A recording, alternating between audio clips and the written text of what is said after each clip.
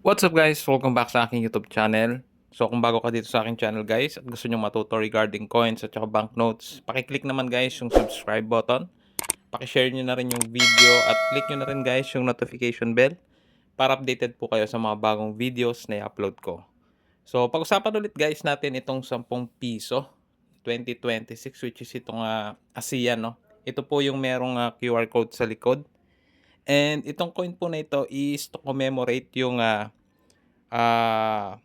pagiging host po natin, no, sa ASEAN Summit. So dito po ginanap 'yan dito sa sa Pilipinas. So ito pong QR code sa likod guys is ay pwede nyo pong i-scan, no. Although wala po akong specific coin, hindi ko pa siya na-try sa mismong coin.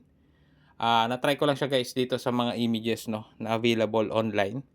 Pero try nyo rin pong i-scan itong mga QR code. So ganito po yung kalalabasan or mapupunta po kayo sa ganitong website, no, ng BSP regarding sa ASEAN Summit. So ngayon guys, itong coin na ito is unti-unti pong inintroduce ng BSP sa public. And according sa isang article na nabasa ko is nasa around 10 million pieces po yung mintage nito.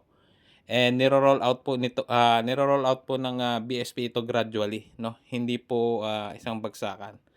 So may isa doon sa article guys nakalagay doon na inintroduce ito guys, no, dito sa bandang Mindanao sa may Zamboanga.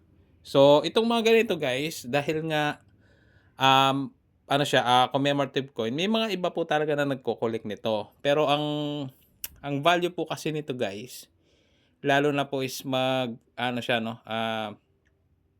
magiging or magsi-circulate po siya in public gradually. So may mga minsan po siguro sa ibang lugar is wala pang gaanong nakikitang ganito. So mostly po talaga yan ay face value. Ngayon, kung meron man pong mag-collect or meron man pong naghahanap nito and willing to to buy po ng mas mataas sa kanyang face value, or depende na lang po sa inyo kung meron po kayong ganito at gusto niyo pong ibenta.